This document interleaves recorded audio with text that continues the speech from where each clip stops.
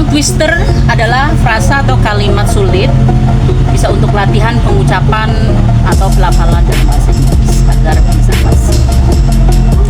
Contohnya, a big black bug with a big black bear make a big black bear bleed blood. Bisa didapat baca cepat. A big black bug with a big black bear make a big black bear bleed blood.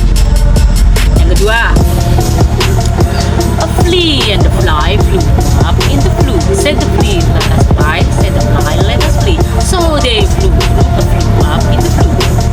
A flea and a fly flew up in the flue. Said the flea, let us fly. Said the fly, let us flee. So they flew up in the flue. Yang terakhir, Betsy Potter bought some butter, but she said this butter bitter. If I bake this bitter better, that will make my better bitter. But a bit of better butter, that will make my better better. Betsy Potter bought some butter, but she said this butter bitter.